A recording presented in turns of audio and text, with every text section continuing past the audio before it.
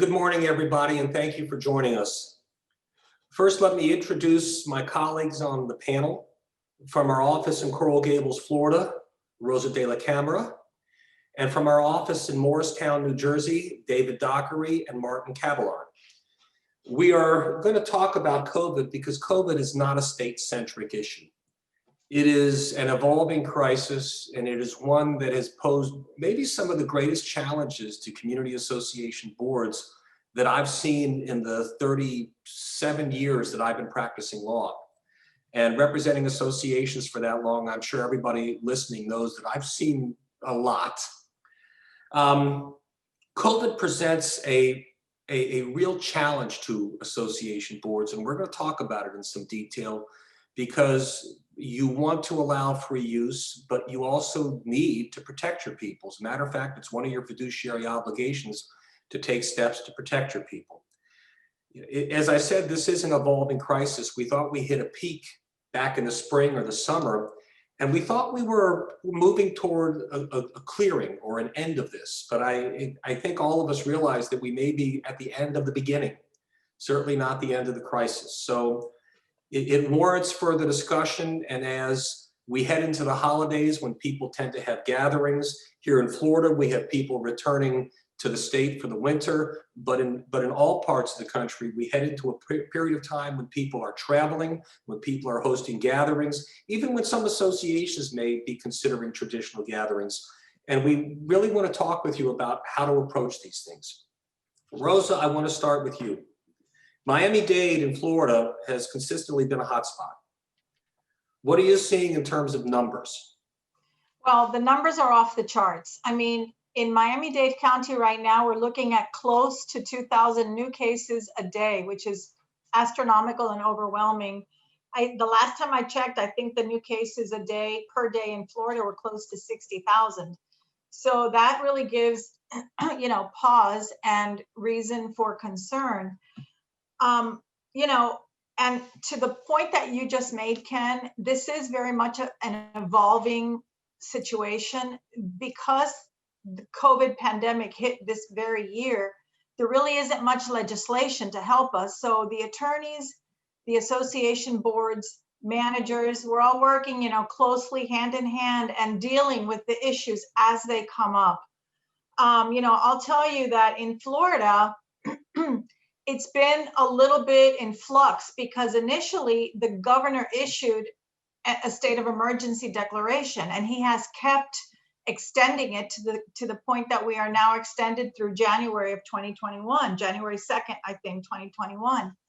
But the DBPR, the Department of Business and Professional Regulation, also kind of stuck their noses in it and started giving direction only to later recant it. So my point is that this is all moving in real time, and we have to do the best we can, especially to deal with issues like the spike, the very significant spike that we're seeing now.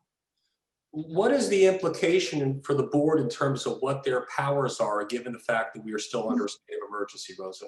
And I realize there's a Florida statute on point, and the circumstances of the law, the applicable law, may be different in New Jersey, but what are the implications for the people listening from Florida? Well, I mean, I think it's helpful for there to be a state of emergency in terms of board powers, because even though the statute was initially intended for casualties, hurricanes, things of that nature, it's been interpreted that the state of emergency would extend as well to situations such as a pandemic. But the most important thing I want to say as a takeaway from that question is that it's very important that boards amend their governing documents to incorporate the emergency powers into their bylaws. Why? Because it's crystal clear. The next time, God forbid, there is no next time, but if ever another situation like this were to occur, it's black and white and crystal clear in their governing documents, and we don't have to look to the governor and we don't have to look to the DBPR for any guidance. We have it right in our documents. And a lot of what we're going to talk about, folks, stems from the exercise of what are called emergency powers or a response to an emergency. And they're going to be typical responses, and we'll get into them in some detail, but you've all experienced them, such as curtailing access closing off certain amenities. And we're going to get into that in a lot more detail. Martin, I want to come to you. A lot of communities suddenly found religion when it comes to the use of technology because of COVID, because it forced you. Necessity is the mother of invention, as we've all heard for most of our lives. So what technologies are you seeing being implemented as a result of COVID, and particularly what technologies are you seeing being implemented that might be useful to associations to facilitate participation even after the COVID crisis, God willing, comes to an end? Sure.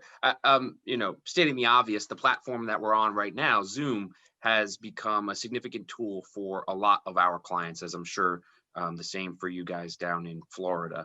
But in addition to Zoom, smaller communities are using conference calls more. We're also seeing a lot more communities use things like Becker Ballot, for example, online voting platforms for use in their annual elections. Some of our communities were a bit more hesitant to use it prior to this, but have been put in a position where it really is sort of the best opportunity for them to get the vote out in their communities. So they've been using this system and they've seen the benefits of it. And more than ever, we've been receiving great feedback on things like Becker Ballot. But from the perspective of meetings, certainly Zoom has been the most popular platform to use. I think it's fair to say that the comfort level with technology is increasing in our society. I mean, even older people. I mean, I have a Zoom call with my daughter who lives out of state. A lot of people who have children and grandchildren are using technologies to communicate, using the computer to shop, to search, to post things about yourself on social media. I think this is only going to grow, and I don't think we can overstate the importance. And I think New Jersey was well ahead of Florida in even providing for online voting, because Florida only allowed it a couple, 3-4 years ago. In New Jersey, it's been part of the fabric of association operations for much longer than that. The use of technology facilitates participation. It increases transparency because you're able to communicate more effectively with your people and allow them to participate. What I'm seeing, Martin, and I want to ask you a follow-up question, is I'm getting questions from boards which are basically saying, can we make our owners attend only by remote participation? Can we deny people the right to physically come to the meeting site? Okay, so I think this is going to depend on locality, right? In New Jersey, for example, I think you do have the authority to only require at this time online Zoom meetings. There is a state of emergency in place, similar to Florida, but the governor's orders in New Jersey at this time are much more restrictive. For example, in-person gatherings right now throughout New Jersey are capped at 10. They were just decreased. And the legislature in New Jersey put a mechanism in place allowing all nonprofits and corporations to conduct business virtually. So, we help our clients adopt the appropriate resolutions, explain and communicate to the community why it is we're doing what we're doing. But I would imagine in other localities, perhaps, Miami-Dade, for example, where there is such a significant spike, you would probably have some authority at least to highly recommend that nobody attend in person. I won't speak to the legalities of Florida. I'll let you do that, Ken. But certainly, given the state of emergency in up here in New Jersey, when a state of emergency is issued, boards have much more discretion, particularly when it comes to something about the safety of their residents. And I think that's really the heart of the issue here. And what we've seen is boards can be just as effective, and if not more, when it comes to transparency and communicating to the residents, because more people are now participating in our meetings because they're available via Zoom. People live busy lives. Some people, don't always go to the board meetings, but now that it's available via Zoom, they can log in right from their living room while they watch their evening television. We're actually seeing an increase in participation. And I think it's fair to say that the use of one technology begets the use of other technologies. Rosa alluded to electronic voting. Electronic voting, at least in Florida, means that you send out in the meeting notice a link to the online voting website. That's only useful at least it's more useful if you also consent as a unit owner to receive those notices by email, because that way all you need to do is click on the link and you're there. So doing online voting requires owners, if it's going to be truly effective, to consent not only to online voting, but also to receive notice by email. And sending notice by email to the managers listing, they're all saying, oh yeah, this is a good thing, because if I have a community of 200 owners and 150 of them can be combined into an email group, attach the PDFs of the documents I need to send them, and just hit send, as opposed to copying, stuffing envelopes, paying for postage, it is a tremendous efficiency. And Ken, I just want to jump in real quick, because I want to emphasize the simplicity of what you just described, the simplicity of establishing these kinds of procedures, because it doesn't take a membership vote. It only takes a board of directors vote to, number one, put in place electronic voting. Number two, put in place the notification to unit owners via email. And number three, put in place a protocol for your owners to be able to attend a Zoom meeting virtually and have that virtual presence count as being there in person. And it's really a great tool, and it's so easy to do. I couldn't imagine any association not wanting to take advantage of that. And thank you, Rosa. Thank you, Rosa. That was the point I was going to make, which was the third technology, which is that the board can adopt a resolution to allow members and proxy holders to attend membership meetings remotely and count as being there.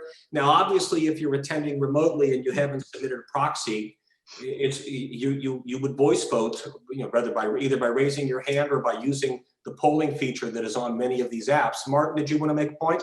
Yeah, I was going to say, this might be obvious to most experienced board members, but for any new board members, something you can't do when we're talking about voting, we're talking about membership votes, right?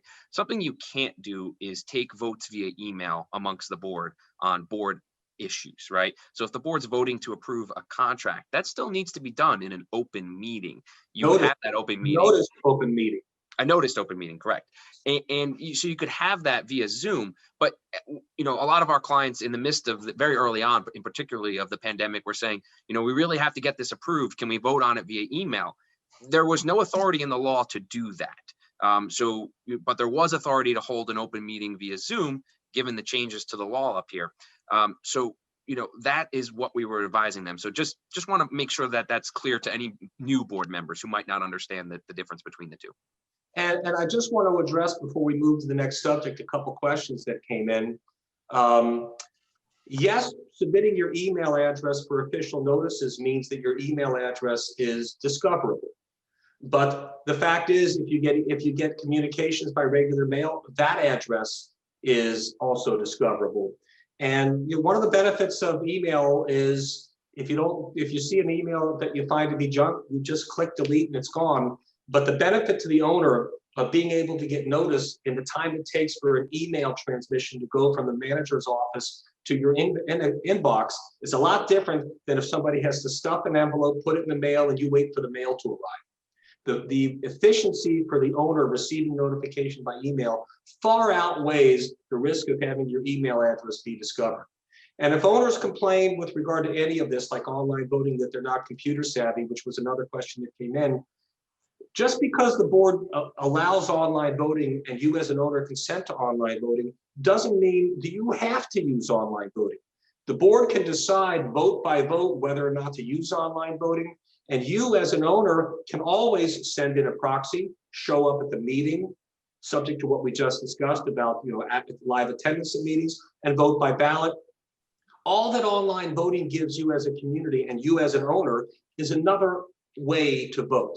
Another option to avail yourself of that gives you heightened convenience. It does not foreclose the option for you to vote in person or send in a proxy, as you have always had. And with that, David, if I could, just before you go to the next topic, just real quick. I know some people also commented that the board members might not be familiar with Zoom. What we do up here, and you may do the same down there, is we have our own Zoom accounts. And if our client asks us to, because the manager is not available, we will help host that meeting for them. We will run it through our Zoom account, walk them through the process, meet with them prior, and make sure that they fully understand it before they have their board meeting. And it bears repeating that use of these technologies means that somebody's got to take responsibility for knowing how to use them properly. So I think that goes without saying. And for the benefit of the one questioner, the three items that Rosa mentioned are online voting, receiving notices, official notices by email, and remote attendance at meetings so that you can count as being there for a quorum and for the purpose of voting. And with this, David, I want to sort of shift our focus for a moment and come to you. We're entering the holiday season. And that was the title of the webinar. Obviously, we're going well beyond that. But a lot of people are traveling. In Florida, a lot of seasonal residents are coming back, many from places like New Jersey. There are concerns being raised about people coming to town using public transport, trains, planes, automobiles. And there's even a desire to ask people who are coming to town to quarantine. What are your thoughts about a board attempting to impose those kinds of quarantine requirements?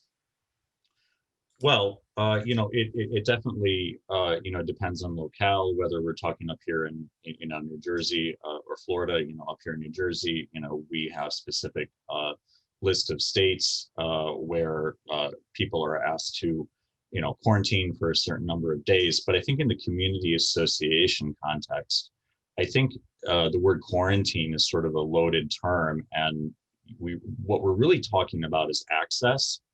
And it's the access to either the building or the amenities by residents, coming down to Florida, for the winter, where they make their residence. So, I try to work with boards, and it's somewhat fact specific regarding layout of the building, what amenities are available, and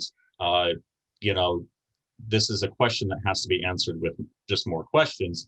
And the fact that, David, if I could just interject, I want to be clear to the people listening.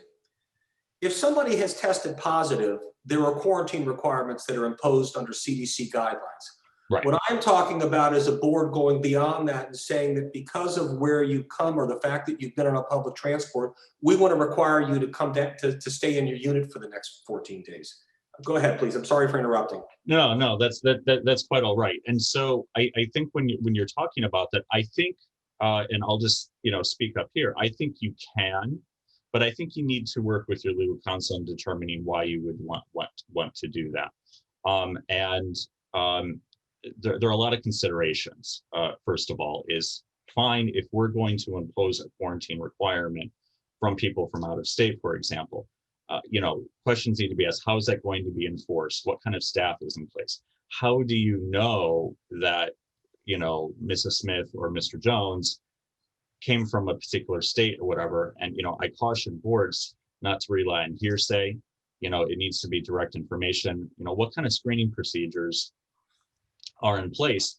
And it's really, at the end of the day, the self-imposed quarantine, asking people to simply stay in their unit or whatever, is really an honor code system, because at the end of the day, you can't prohibit access from going in and out of the unit to the common elements. And what can boards do to encourage people to self-quarantine? So for example, when the pandemic started back in March, we were encouraging that if you needed to quarantine, that we would have staff available to help make deliveries, to deliver your mail, to bring you food, things like that, in lieu of a sort of strict, if you're coming from X state, you must quarantine. Now, legally, I think you can require it, but I think, and this is a topic we'll touch on, is enforcement is an issue. But I think, under the board's general, duty to protect the health, safety, and welfare of its residents, sort of the universal theme of a board's fiduciary duty, I think you can, but I think you need to make an informed decision. I think you need to talk to legal counsel, and you need to evaluate. So for example, up here, for example, a lot of our amenities are just closed. So really all you're talking about is people coming and going from their unit. And they're really not exposed to anything else. Now, if you have something like a pool that's still open, up here it would be indoors, or a gym or whatever, a lot of communities already have screening requirements, or you have to make a reservation to use the pool, you have to make a reservation to use the gym. So I think the term, quarantine as in putting the yellow tape over the door, I don't think it's that simple. I think it has to be based on all of those other considerations. Yeah, I couldn't agree more with your comment there that it's just not that simple. And the reality is, and I'll repeat what I said at the beginning of this webinar, which is We are in uncharted territory. This is one of the most challenging crises that community associations have ever faced.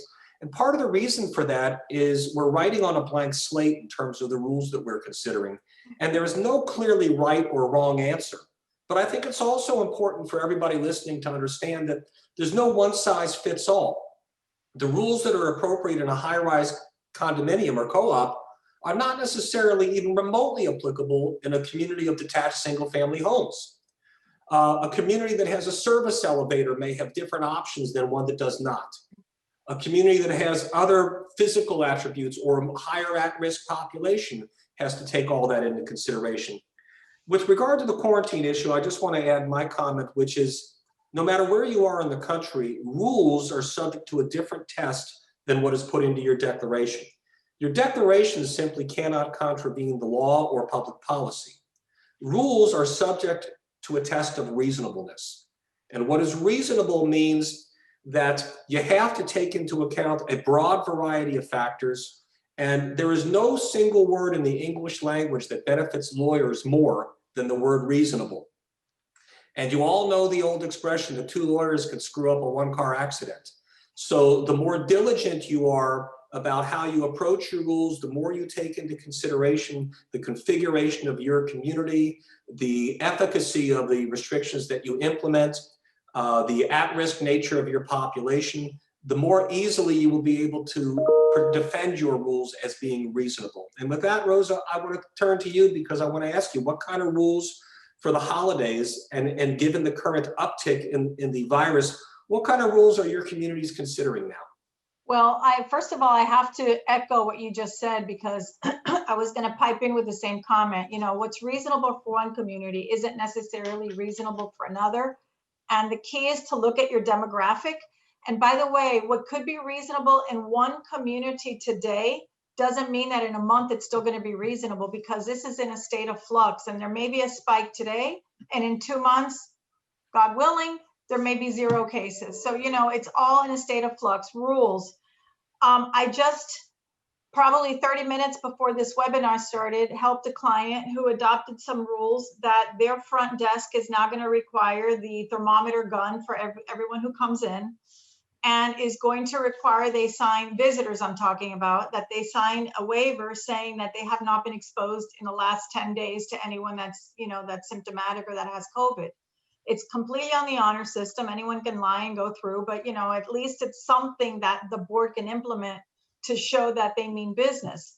The other thing is that I have seen a lot of associations curbing the list, so to speak, of persons who would have access into the community normally, contractors, you know, housekeepers, cleaning ladies or men, you know, delivery services, visitors, non-resident family members, all of these levels of other people who are not residents in the community have the ability to limit their access, if not restrict it completely. And I kind of think you have to take all those people one by one because I would be very reluctant to tell a caretaker they can't come in, where I would not be as reluctant to tell a contractor who's going to put, you know, new granite in the kitchen not to come in. I think you have to be cognizant of who it is that's trying to access the community. And finally, I'll say that a lot of the amenities in my neck of the woods are either closed or partially reopened. There are some that fully reopened and had to close again because of the spike. So it's really all different depending on demographic, depending on community, and really depending on how the COVID cases are doing, you know, in the county. And what do you mean by partially reopened? By partially reopened, what I mean is that there's limitations. For example, they're not going to say, let's just open the pool, y'all come in. You know, it's maybe 10 people at a time in the pool and pool deck or in the gym. They have to socially distance. So maybe it's every other treadmill, you know, so it's partially reopened with limitations, but to some extent they have been open. Although, again, I'll say that I have some that opened and closed again.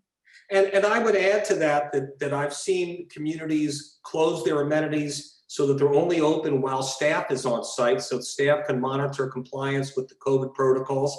Some have set up a reservation system so that you'll know that you can use it when you go, but you can only use it for the period of your reservation. And some, and we'll talk about this a little bit more, some are only allowing residents to come to the pool, which is important at the holiday period because people have their families come in and they all want to go to the pool, or the kids who are visiting want to use the gym. But some communities are not allowing non-residents to use the amenities. So you need to be aware of those. And again, they need to be reasonable. For example, if you have a pool deck and nobody's ever there, how do you justify not saying the owner can bring their kids who are visiting for the holidays? If you have a pool deck that is 8,000 square feet big, that's different than if you have a pool deck that is 1,000 square feet. So you need to consider all the factors. And I want to sort of go around the panel with regard to specific examples. And I want to start with you, Rosa. The number of people who clamored about one category of visitor on the property above all else is their housekeepers. I had, some concerns about housekeepers because they work in other houses. We don't know where they've been. They don't necessarily provide an essential service. I actually had people saying, I'm handicapped, I need an accommodation, I can't move the vacuum sweeper, not realizing that the person sending in that letter had a perfectly able-bodied husband who simply didn't want to clean the apartment and run the vacuum sweeper. What are your thoughts? We can chuckle about some of this, but we've all heard it. What are your thoughts about, and I want to go through each of the categories, and I'm going to ask everybody about different people, housekeepers. I mean, I think realistically, let's face it, a housekeeper is not an essential service. This is not a caretaker. This is not a guardian. This is not, home health care. This is not somebody that the resident needs to have a life, to live, to be healthy. It's someone who's going to come in and clean your apartment. And while that is very desirous, God knows some of us hate the vacuum as much as the men do, some of us women. But it's not essential. So I would draw the line and have counseled my clients to draw the line on essential versus non-essential. And the other point that I would add to that, and I'm going to come to you next, Martin, but before I leave housekeepers, for each one of these categories of visitors that we talk about, you have to look at it the same way you look at other activities that occur on your property and think about what precedent you set. Because if you're going to allow housekeepers, how do you justify a rule that doesn't allow some other category, a similar category of visitor to the property? Let's start with an easy one. Martin, actually this one isn't so easy. Non-essential contractors who are coming in to do unit renovations, because I think everybody on the call and everybody listening would agree that if you're in Florida during the summer and your air conditioning conks out, you need to have your AC fixed. No matter where you live, if your refrigerator goes out, you need to get a new refrigerator delivered. But Sure. What about the non-essential contractors who are there to do cosmetic work or renovations? This goes back to our theme of reasonableness, right? So you got to ask a lot of questions here. What's happening in your locality? Is there a spike? What's the nature of your community? Are you a single family HOA where that contractor is only going into that one home and doesn't need to access other common areas of the community that are indoors? Townhome communities, same thing. If they don't need to access other indoor common element areas. Whereas if you're a mid-rise or a high-rise, now you're in a totally different situation. You've got lobbies and elevators and hallways, and they're accessing lots of different areas. So I can tell you from experience up here, most of our mid-rise and high-rise buildings are not allowing non-essential contractors. You're talking about those renovations that they want to do to their kitchen or their bathroom because of those types of issues where you're just having so much unknown potential interaction. And I think you need to consider, you heard Rosa speak about housekeepers, you heard Martin speak about non-essential contractors. When you start to allow one but not the other, you need to be able to explain the distinction. I mean, for contractors, it's much more complicated, but do you have a service elevator? Can you limit the number of people in the unit at one time? Can you limit the number of contractors on the property at one time? Can you limit their access to common elements, which is absolutely you can and you should. A lot of clients just say you have to keep a working toilet in the unit because you're not going to come out and use a common element facility. Some communities say the contractor is only allowed to be on the common elements to go to and from their vehicle. And once they come into the unit, they cannot come back out until they're ready to leave the property.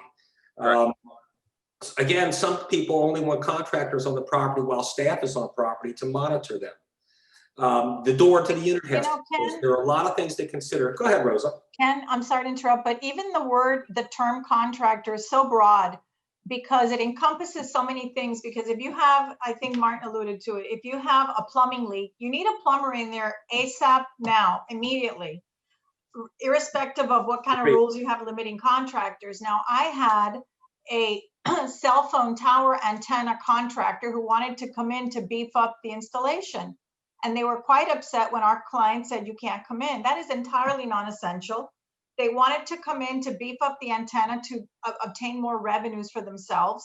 So, you know, that's very different under the umbrella of contractor than a plumber when a leak is occurring. So we have to really distinguish the emergency nature of the access sometimes, because that's what's going to be the driving force behind whether, you know, they come in or not.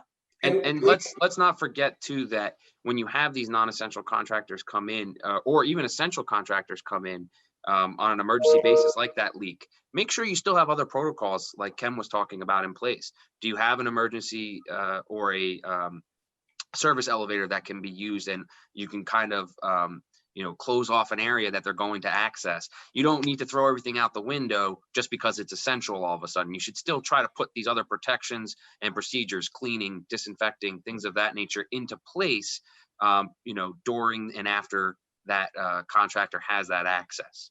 And I would add to that as well, whether it's essential or non-essential, some of my clients actually require the contractor to sign a form saying that they will abide by certain social distancing and COVID protocols, that they will wear masks. They will only allow up to 2 workers, that they use the service elevator. They actually have the contractor, you know, put it in writing. So, you know, those are other considerations that, you know, could also be in place. Speaking of forms, I'm sorry, speaking of forms, David, you know, I have clients that have tried to, for lack of a better word, strong arm contractors and visitors to sign, and owners even, to sign an indemnification in favor of the association for the privilege to come into the building.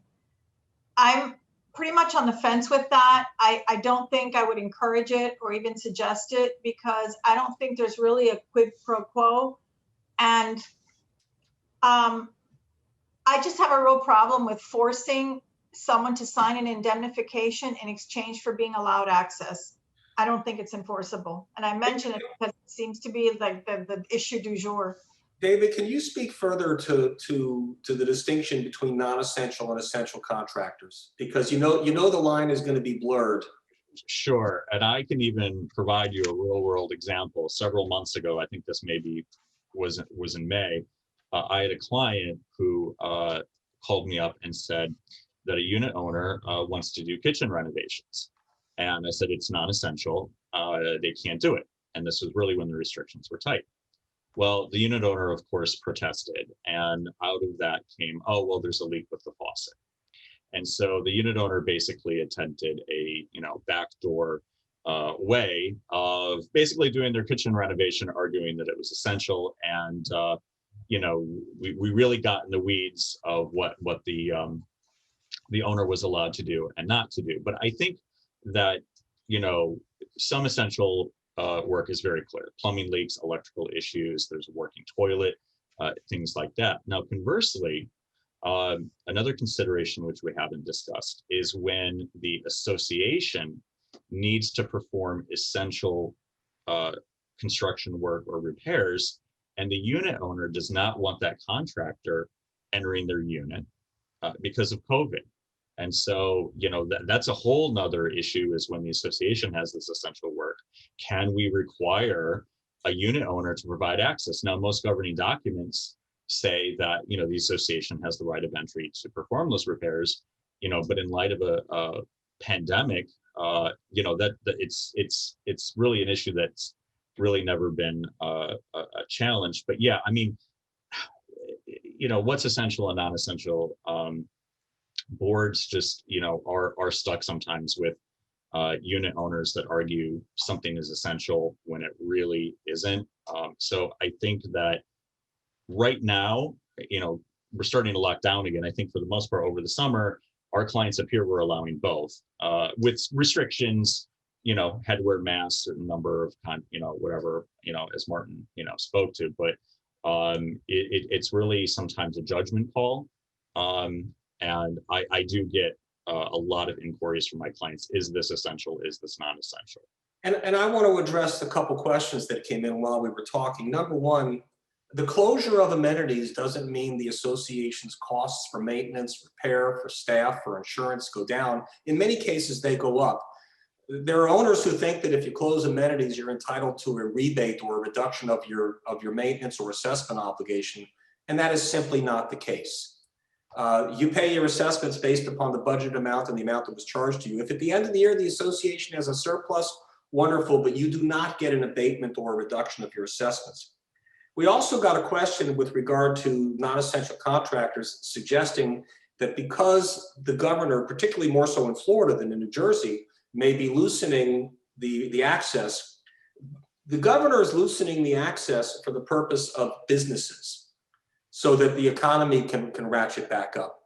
That does not mean that is the maximum that an association can impose in terms of restrictions that work for your particular property. I want to say it again. The government regulations are not the ceiling for what an association can do in the reasonable exercise of its emergency powers. The government regulations are the floor, not the ceiling. And the fact that Florida is in phase 3 of reopening does not mean that an association cannot continue to impose restrictions or even prohibitions against non-essential contractors and other non-essential people coming to the property. And I want to make a comment on the last category, and then I want to turn back to you, Rosa, so you can speak more about some of the screening procedures that you alluded to. The last category of people coming to the property I want to mention, from a purely objective perspective, seem like the least essential visitors, but from an emotional perspective, seem like the most essential visitors, which is family and social guests. We live in a society that has been suffering from COVID fatigue for months, and the COVID fatigue manifests itself sometimes in a not very pleasant way. I had one community where one of the owners just threatened to blow the place up because he couldn't use the facilities. No, that didn't happen, but it shows you how frustrating it is for people. But I would say this to you, again, housekeepers, essential contractors, non-essential contractors, guests, how do you distinguish between them? And if you allow one but not the other, what is the reasonable basis that you would advance to argue that there's a justification for allowing one and not allowing another? Family and guests are a tough one because on the one hand, it's good to spend time with family. It helps you deal with the isolation. It helps you deal with the fear, the COVID fatigue, whatever else comes from this horrible pandemic that we're dealing with. But by the same token, from a purely objective standpoint, they are the least essential contractor, visitor, person to come on the property. Rosa, with that, I want to turn back to you. You mentioned a couple screening procedures. What are your thoughts on these procedures? What is the efficacy? Do they create a heightened liability risk? Do they create a heightened exposure for the association in any way, shape, or form? Do they create a false sense of security? Well, I think first of all, let me just say that regarding your, I think rhetorical probably question, it really is entirely fact driven. Every single decision made by an association as to what is reasonable is going to be driven by the facts available that day in that location and in that particular community. I'll give you an example. The governor in Florida about 6 weeks ago or so lifted a ban, or I should say banned municipalities in the state for issuing fines for mask violations. That to me is not reasonable at the condo level. So if someone is coming in and they're walking into your community without a mask, you have every right to stop them and to tell them to turn right around and go, or you have the right to proceed with financial penalties, i.e. a fine. Screening procedures, the first thing that should be done, and I think they need to be implemented in every single community, except, barring the ones such as that Martin talked about earlier, which are the standalone townhouse type communities, because you're not sharing a common lobby. But if you've got a front desk or a common lobby in any way, shape, or form, you really have to establish some kind of screening procedures. And by that, I'm not referring to screening when you're purchasing a unit or when you're leasing a unit. I'm referring to screening for people who are trying to get into your property. They need to have a mask. They need ideally to have the temperature taken. I call them thermometer guns. I don't know what the technical word is. And they should be asked to fill out a questionnaire, just like I have to do when I go to my Becker Polyakov office. I have to follow that protocol to go to my place of employment. Why is it that we cannot enforce things like that, especially in a residential community where we have owners in many cases who are high risk or who are elderly or who may be infirm? But I think it's important to point out also that those screening procedures, they may be helpful, but the fact that someone has or does not have a temperature is not dispositive. The fact that someone fills out a questionnaire is not dispositive. Do not assume that taking those screening protocols into account and implementing them in your community means that you should not consider the other appropriate restrictions to protect your residents. And in terms of formulating those restrictions, Martin, I want to come back to you. Where do we tell our board members and managers to look for guidance on we've already talked about looking at your community, the physical layout, the demographic, but where can you look for guidance on what your rules should address? Sure. I think first and foremost, you want to start with the CDC, of course. Moving down from there, you want to look at state, executive orders, for example, changes adopted by the legislature in your state, possibly. Go to the county level and even go to the local municipal level, because here in New Jersey, from different municipalities may have different suggestions, recommendations, or limitations in place. So I think you certainly start there, but it's important to remember there's not a one size fits all approach to this.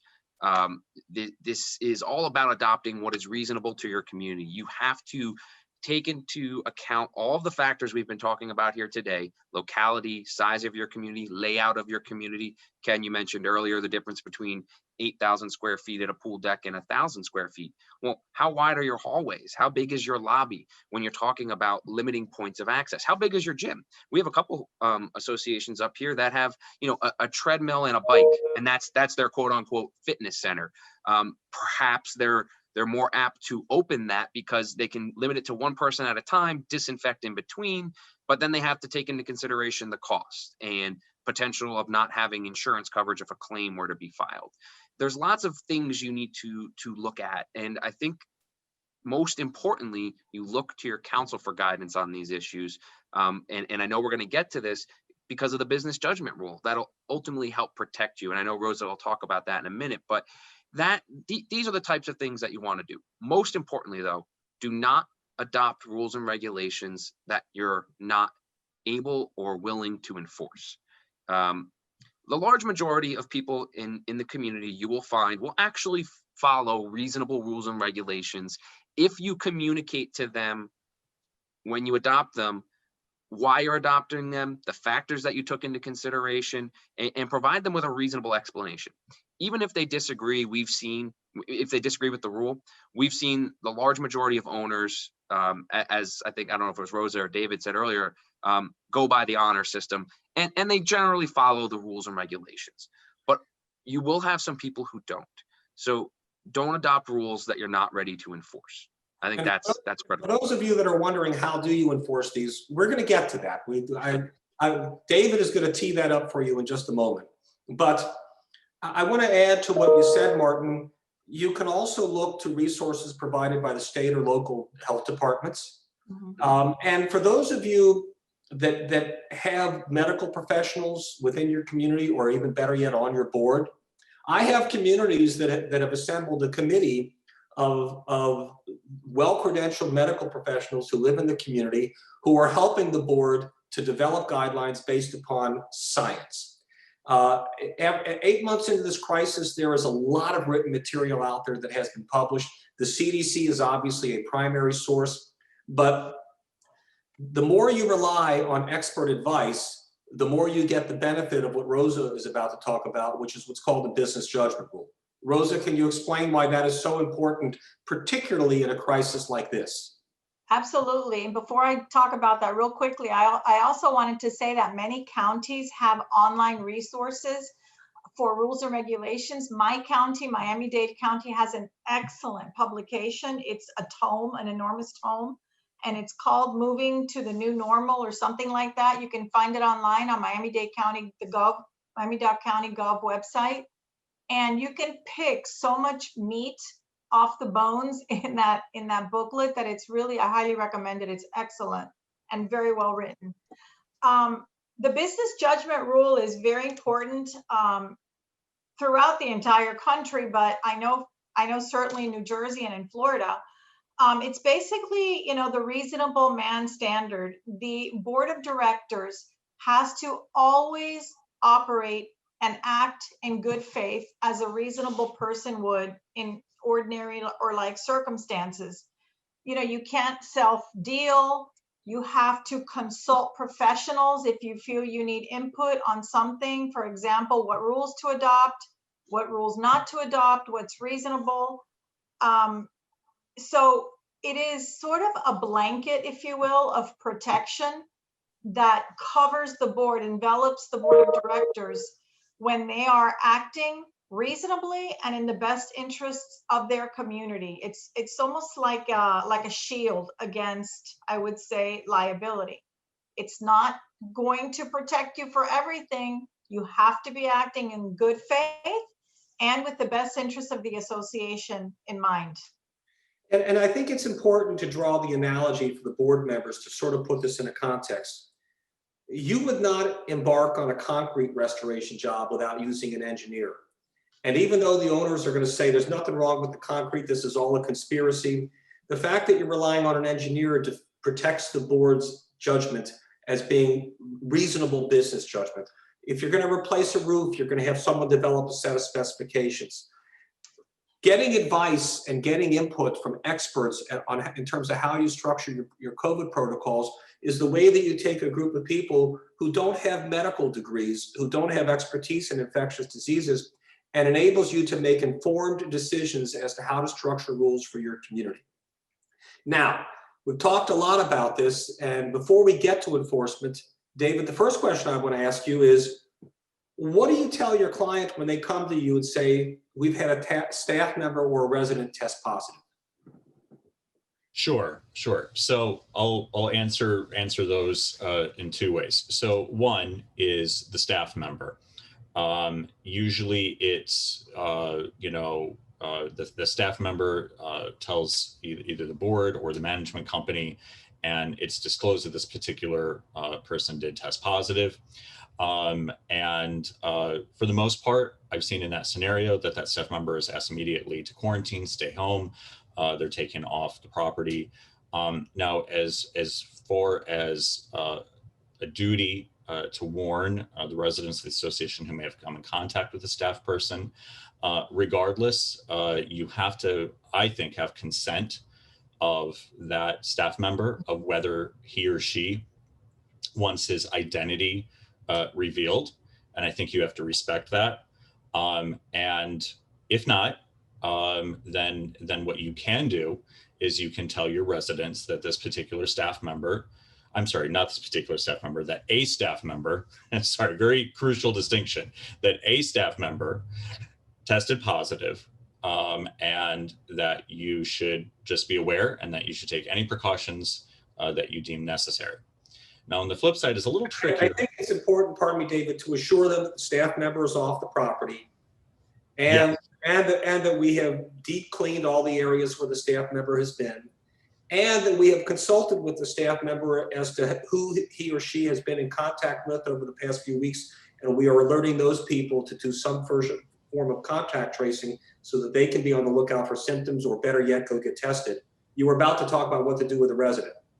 Right, right, and absolutely agree. I mean, even if the staff member didn't want to reveal his or her identity, I think you can at least, I think it's reasonable to actually ask that employee, who did you come in contact with, so we can warn them. That, I think, is a distinction. With a unit owner, I think it's a little bit trickier because I get a lot of calls from my clients say, well, we heard Mrs. Smith tested positive, or we saw Mrs. Jones taken out on a gurney. We think she has COVID. Now, you know, that's the sort of thing, again, where I talked about earlier, where I don't like to rely on hearsay when it comes to unit owners testing positive, or we think they may have it. But in the event, again, a unit owner, usually in good faith, will tell the association, you know, I tested positive. I may need some assistance with quarantining. And I think the question I get from managers in particular is, can I ask more questions? And I think you can, but again, you have to respect what the unit owner is willing or not willing to divulge.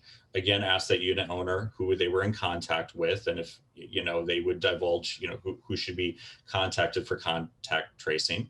But at the end of the day, I do think there's, again, a legal obligation of the board to, at least at the bare minimum, regardless of consent from the unit owner, to tell the community that someone tested positive. Now, it's interesting in a high-rise building, for example, where maybe there's only 4 or 6 apartments, you know, on a floor. You know, I've had questions, well, can we disclose what floor they were on? Well, you know, when you start even giving out what floor they live on, you kind of, people are smart and know each other. They know who it is. And if that unit owner doesn't want to reveal their identity, you know, you have to respect that. But that's at least the approach I take with our clients here. And I think it's important, the overarching message from what you just heard from David is, you cannot control the rumor mill. But if you don't put information out to notify owners that someone has tested positive, number one, you're going to get a backlash. Why didn't you warn us? Number two, by doing so and being proactive in terms of communicating with your community, you exercise at least some control over the messaging and the discussion of the issue, which I think is very, very important. Also, Ken, the board members have a fiduciary duty, really, you know, to, in my opinion, they have a fiduciary duty to try to proceed in a manner which would maintain the safety, health, and welfare of their residents.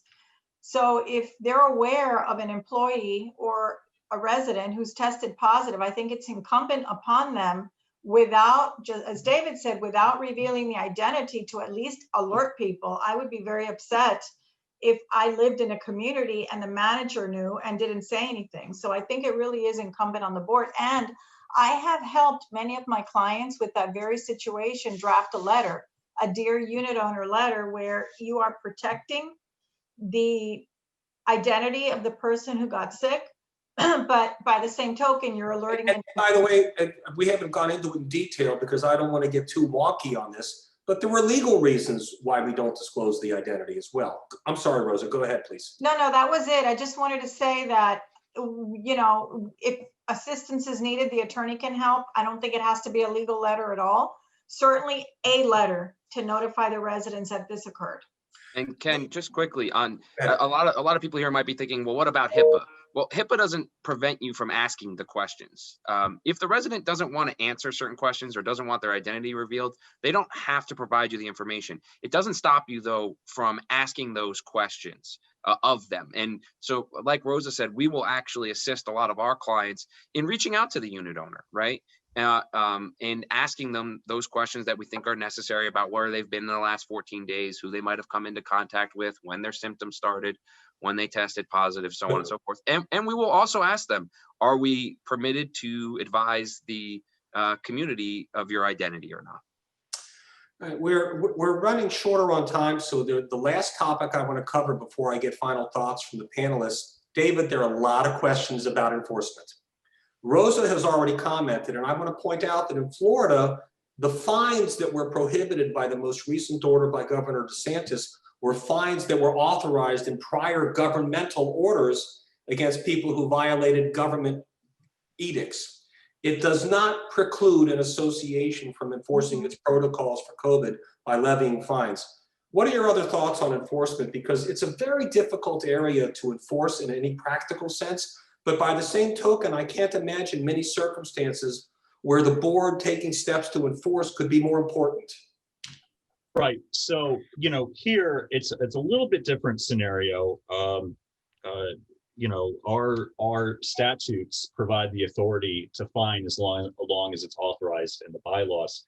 And just in general, when you become an owner within a community association, you are, by the very idea of being in a community association, agreeing to things that are more restrictive than what the law may, require. So with that premise, I do have some clients that will fine residents for not wearing their masks when they walk through the lobby. And I think that's reasonable in light of a global pandemic. Up here, as Martin mentioned in the beginning of the webinar, we have questions from clients about the indoor, maximum requirement of 10 persons. What are we doing next week for Thanksgiving? Can we prevent guests from coming in? Can we count the number of guests? And I think you can, and I think you can prohibit access in light of what's going on, and I think that's reasonable. Would that be reasonable outside of the scope of a global pandemic? No. And, sometimes, I've asked my clients, and this has been raised before, and I love this term, do you have the intestinal fortitude to enforce this? Are you willing to call the police when you are restricting access to guests who want to go up to a family member's unit to have Thanksgiving, and you are telling them no, and there is a confrontation? Are you willing to call the police? So I think, again, these are things that need to be analyzed before imposing any sort of, COVID rules or restrictions. I think that's an important topic for us to conclude on, which is, and it applies to COVID, and it applies, and I think, Martin, you said this already, all of your rules. If you're not prepared to, if I can quote Sonny Corleone from The Godfather, if you're not prepared to go to the mattresses to enforce it, then don't enact the rule in the first place, because a rule that you don't enforce actually puts the board in harm's way, because the people who are on the honor system and abide by the rule will have a real problem with a board that doesn't enforce it after they've got rid of their dog, got rid of their truck, done what I told their kids not to come for Thanksgiving. And then they say the board turning a blind eye when other people violate those same rules. So be specific, be clear, but be prepared to enforce.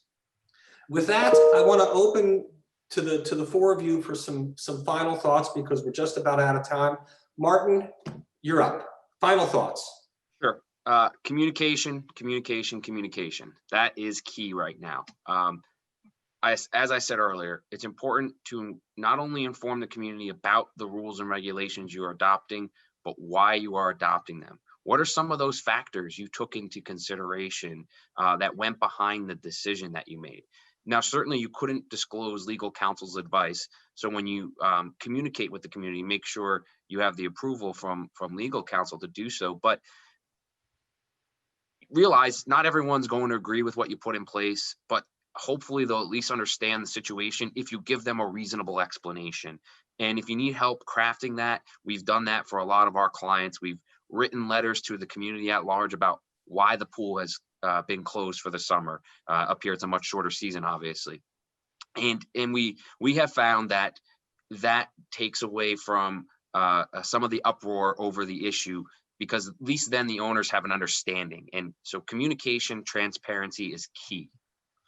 And as I said above, with regard to David's discussion of what happens when someone tests positive, the more you communicate, the less room there is for the rumor mill or innuendo or the conspiracy theorists on either side of the issue to gin up the communications. And it allows the board to control the messaging by having constant messaging going out. And that my final thought is, we've commented a number of times about the fact that this virus ebbs and flows, and there are differences from community to community. Your focus may change if you have a positive case in your community. Your focus may change if you have a lot of your residents leave for the winter and go to Florida. And your focus may change if you're in Florida and you have a lot of people leave New Jersey and come to Florida. You have to always and consistently reconvene board meetings once a month, twice a month, in some cases even more frequently, to not just communicate as Martin suggests, but also to get together in front of your owners, have them on a Zoom call and talk about it, and be open to revisiting your rules every couple weeks, even if it means revising them to address changes in circumstances. But don't dig your heels in, because this virus ebbs and flows, and you've got to be willing to be flexible and nimble, if you will, in terms of constantly fine-tuning and adjusting your rules as the circumstances change. David, your final thoughts. Sure. Well, at heart, I'm a pragmatist, sometimes to my own detriment. But I think when it comes to enacting rules and regulations, I think that's the primary consideration. Is this something that we can practically do? What kind of balancing act, what kind of analysis of the reasonableness are we taking into account? The enforceability issues. And again, to dovetail on what you said, Ken, it ebbs and flows. What may be reasonable and, from 2 months ago to now may change. What was reasonable set of restrictions pre-COVID versus now, that changes that sort of gauge of what reasonableness means. So I think then to dovetail onto Martin's idea of communication, that is, if the board has done the proper analysis of whether a rule is reasonable, that analysis be communicated to your residents. And I think the residents will appreciate the board's thoughtful consideration and not having it come across as arbitrary or out of some sort of knee-jerk or fearful reaction. And I agree with that. And I want to put in a more real world, non-COVID related example so that the board members listening can understand. Whenever you undertake a major project, there are going to be people who aren't going to want to do it simply because they don't want to spend the money. You don't let those people dictate your maintenance responsibilities and how you discharge them based upon what engineers are telling you needs to be done to properly maintain your property. How you balance COVID is going to be much the same, maybe even more difficult, because you will have people who will say, I want everything shut down. I don't want anybody coming in. I don't want anybody going out. And then there will be others who will say, we don't have a positive case in our community. The region immediately around us doesn't have much in the way of cases. We should have unfettered access. We shouldn't be subject to these rigid protocols.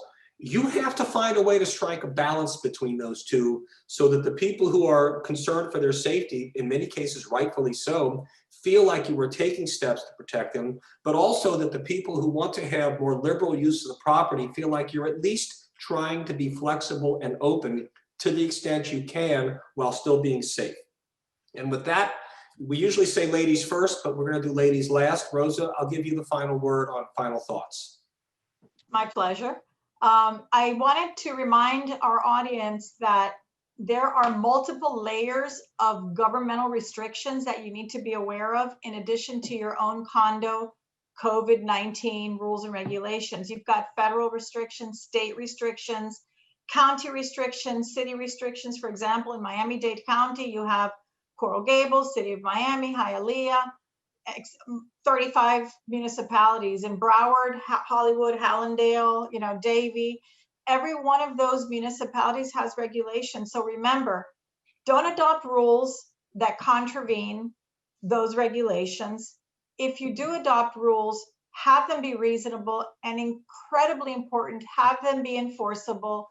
Don't follow, this is not political, but don't follow in the footsteps of California's governor who said you take a bite, you cover your face, you take a bite, you cover your face, and no singing because droplets come out in the air.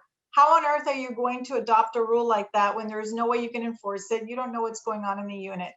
So please enforce rules and regulations that have been properly adopted and that are 100% reasonable and that have been adopted at a board meeting that has been duly called and or subsequently ratified. And before I turn it back to Laura to close out our webinar, I want to thank all of you for attending. I most certainly want to thank David and Martin and Rosa for what I thought was an excellent discussion and an excellent presentation. I think this was a lively and informative discussion for the people listening. Great job, guys. Thank you. And Thank yes, happy Thanksgiving, happy holidays to everybody. Be safe, enjoy yourselves, and thank you again. Thank you, Laura. Thank you, everyone. Happy Thank holidays, you. everyone. Thank you. Bye now. Bye.